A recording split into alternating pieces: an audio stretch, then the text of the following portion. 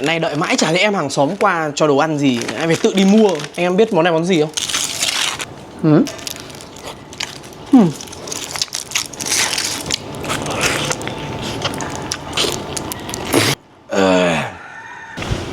Mình lại phải làm bartender rồi.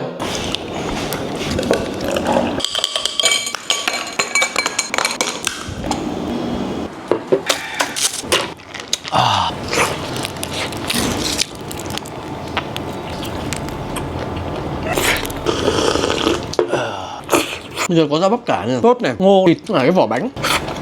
Thời tiết mùa thu thì thích nhỉ? Phê vãi.